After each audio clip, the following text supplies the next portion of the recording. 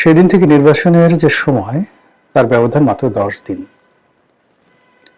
তো এই 10 দিন আগে অতীতের যে অভিজ্ঞতা, নির্বাচনের যে অভিজ্ঞতা, সেই নির্বাচনের অভিজ্ঞতায় আমরা শতভাগ নিশ্চিত হয়ে থাকি যে সুনির্দিষ্ট দিনে নির্বাচন হচ্ছে।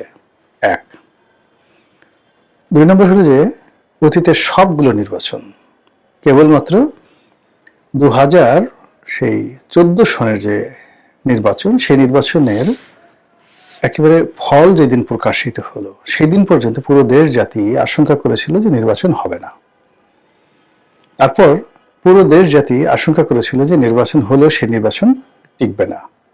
2014 সনে আরেকটা নির্বাচন অতি সত্বর হচ্ছে, কিন্তু বাস্তবে দেখা গেল যে সেই বিনা ভোটে নির্বাচন, বিনা প্রতিদ্বন্দ্বিতা নির্বাচন, সেই নির্বাচনটি টিকে গেল 5টি বছর। এবং নির্বাচিত সরকার হিসেবে আওয়ামী লীগের যে দাপট ছিল 2009 থেকে 2014 অবধি, সেই দাপট 2014 পরে আরো বেড়ে গেল। মানে আমাদের দেশের একটা কি বাজে কথা আছে যে মানে গাছের চাইতে মানে লতার দাপট বেশি, গাছের চাইতে পরগাছার ভাবসাব বেশি। তো জনগণের প্রত্যক্ষ ভোটে নির্বাচিত হয়ে 2009 থেকে 2014 অবধি আওয়ামী লীগ যে দাপটগুলো দেখিয়েছে, যে কর্তৃত্ব দেখিয়েছে, যে আত্মবিশ্বাস দেখিয়েছে, তার চেয়ে অনেক বেশি নেতিবাচক কর্মকাণ্ড তারা 2014 থেকে 2018 এই সময়টিতে করেছে। কোনো লাজ লজ্জা, মান অভিমান, কোনো ধরনের যাকে বলে দ্বিধা সংকোচ তাদের মধ্যে ছিল না। অ্যাজ ইট ইজ প্রথমে কয়েকদিন তারা চুপচাপ ছিল, প্রথম 6 মাস, এবং নির্বাচনের সময় তাদের যারা সিনিয়র নেতৃবৃন্দ তারা বলার চেষ্টা করেছিল যে খুব অল্প সময়ের মধ্যে আমরা আর একটা নির্বাচন দিয়ে সব দলের অংশগ্রহণ নিশ্চিত করব। স্বয়ং অর্থমন্ত্রী আবুল মাল আব্দুল মুহিত সাহেব এই কথাগুলো বলেছিলেন। কিন্তু পরবর্তীতে যখন দেখা গেল নির্বাচন হয়ে গেছে, অমনি সাবেক প্রধানমন্ত্রী গণভবনে বিশাল পিঠা পায়েস পুলির আয়োজন করলেন। তার অনুগত সাংবাদিক, সাহিত্যিক, নাট্যাভিনেতা, অভিনেত্রী, ব্যবসায়ী, আমলা কামলা সবাই সে উৎসবে অংশগ্রহণ করল। এবং সেখানে তিনি সকলের স্বতঃস্ফূর্ত অংশগ্রহণ এবং সকলের মধ্যে নির্লজ্জতা, বেহায়াপনা এবং ক্ষেত্র বিশ্বাসী যেটিকে বলে ইত্রামি, এগুলো দেখে তিনি নিশ্চিত হলেন যে ভোট হয়েছে এটি নিয়ে তার লজ্জা বা দ্বিধার সংকোচের কোনো কারণ নেই। যদি লজ্জা থাকতো তা এই মানুষগুলো আসতো না, যদি লজ্জা থাকতো এই মানুষগুলো তাকে অভ্যর্থনা জানাতো না, যদি ন্যূনতম বিবেক থাকতো। এর কারণ হলো 2014 সনের নির্বাচনের পরে যারা আওয়ামী লীগ করতেন তখনও পর্যন্ত দালাল ফড়িয়া, সেটা আওয়ামী দালাল ফড়িয়া যেটা 2024 বা 23 সনে পোস্তে পোস্তে একটা গোবর হয়ে গিয়েছিল, সেই গোবরগুলো তখনও পর্যন্ত কিছু ঘ্রাণ অবশিষ্ট ছিল। তো সেই মানুষগুলো যখন যে নির্বাচন হয়নি, যে নির্বাচন একতরফা হয়েছে, যে নির্বাচন বিনা প্রতিদ্বন্দ্বিতা হয়েছে, সেই নির্বাচন অনেকটা 1996 সালের 15 ফেব্রুয়ারি নির্বাচনের মতো। কাজেই 15 ফেব্রুয়ারি নির্বাচনের পরে যে পরিণতি হয়েছিল সেই পরিণতি হবে এটাই স্বাভাবিক। কিন্তু সেটা না হয়ে যখন সবাই তাকে কংগ্রাচুলেশন করছিল, সারা দেশ স্টপ হয়েছিল, বিরোধী যারা প্রতিপক্ষ তারাও অনেকটা টাস্কি খেয়ে গিয়েছিলেন, তখন শেখ হাসিনা বুঝেছিলেন যে না, আমার লজ্জা পাওয়ার কোনো দরকার নেই, আমি 5 বছর নিশ্চিন্তে নির্ভাবনায় ক্ষমতায় থাকব। তো সেই নির্বাচনটি ছাড়া অতীতের যে নির্বাচনগুলো হয়েছে সেই নির্বাচনের পরে আমরা আগে এবং পরে আমরা সবসময় এটা নিশ্চিন্ত অনুমান করতে পারতাম কি কি ঘটতে যাচ্ছে, কে মন্ত্রী হবে, কে হবে না, কে এমপি হবে, হবে না, নির্বাচনে কে পরাজিত হবে, কে জয়ী হবে, এগুলো 90% অ্যাকুরেসি নিয়ে আমরা বলতে পারতাম। কিন্তু এবার কি হলো, এবার আমাদের দেশের কোনো জ্ঞানী গুণী পণ্ডিত কেউ আমরা বলতে পারছি না যে 12ই ফেব্রুয়ারি নির্বাচনটি শতভাগ নিশ্চিতভাবে হচ্ছে। এবং এই নির্বাচনে যারা জনপ্রিয় তারাই নির্বাচিত হবেন, এ কথা কেউ বলতে পারছি না। যারা সবচেয়ে জনপ্রিয়, যারা নির্বাচিত হবেন, বলা হয় ভবিষ্যৎ প্রধানমন্ত্রী, তারাও আশঙ্কা করছেন ইঞ্জিনিয়ারিং হতে পারে, ভোট ইঞ্জিনিয়ারিং হতে পারে, তারা আশঙ্কা করছেন ভোট চুরি হতে পারে। আবার তাদের যারা প্রতিপক্ষ তাদের বক্তব্য হলো ভোট ডাকাতি হতে পারে। একটি পক্ষ রাষ্ট্রীয় সমস্ত সুযোগ সুবিধা নিয়ে যে তাণ্ডব চালাচ্ছে এবং যেভাবে তারা অন্যায় অবিচার চাঁদাবাজি থেকে শুরু করে সব কিছু করে ক্ষমতায় যাওয়ার আগেই সব কিছু তারা দখল করে ফেলেছে। কাজেই ক্ষমতায় যদি তারা যায় তো স্রেফ ডাকাতি শুরু হয়ে যাবে। এই ধরনের ন্যারেটিভ নিয়ে প্রতিপক্ষের বিরুদ্ধে রীতিমতো কুরুক্ষেত্রের যুদ্ধ তারা শুরু করেছে। এই যুদ্ধের ফলাফল ভালো নয়।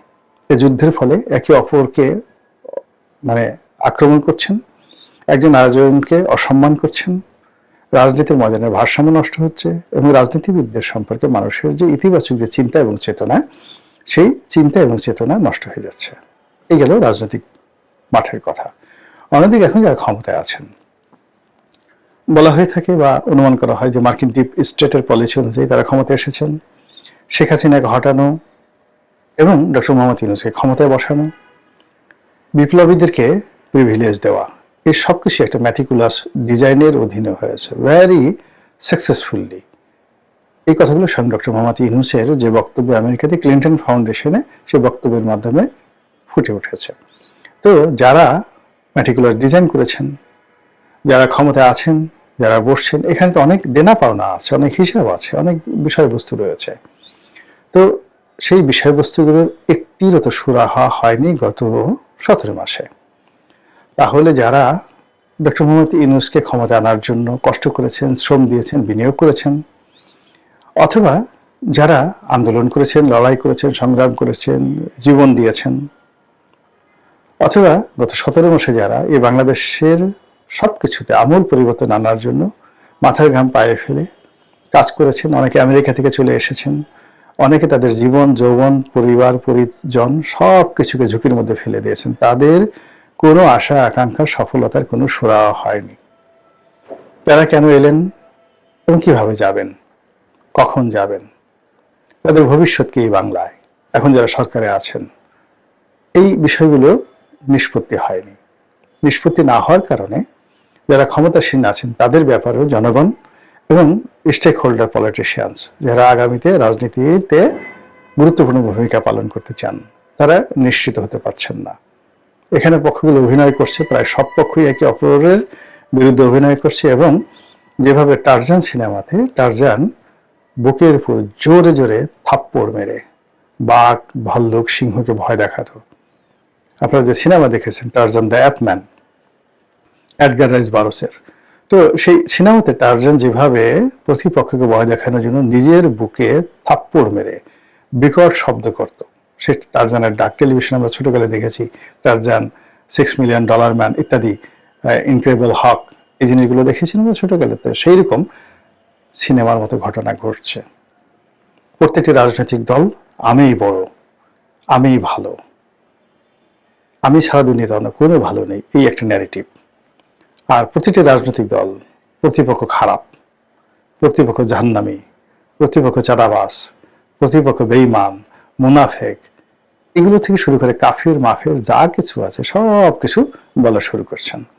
এবং ছোট ছোট যে বিষয়গুলো রয়েছে, ক্ষুদ্র, কে বিড়ি খেলো, কে খেলো না, কে মহিলাদের পাশে বসলো, কে বসলো না, কোন মহিলার কি অবস্থা, ঢাকা বিশ্ববিদ্যালয়ের কি ঘটনা ঘটলো, মানে যা কিছু ঘটছে রাজনীতির ময়দানে, একটির সঙ্গে অন্যটির কোনো সংযোগ নেই, একটির সঙ্গে অন্যটির কোনো সামঞ্জস্য নেই, ধারাবাহিকতা নেই এবং দৃঢ়তা নেই। কোনো একটা বিষয় একেবারে স্থির এবং দৃঢ়তা যে দরকার রাজনীতির ময়দানে লিডারশিপের পূর্ব শর্ত হিসাবে তার একটিও নাই।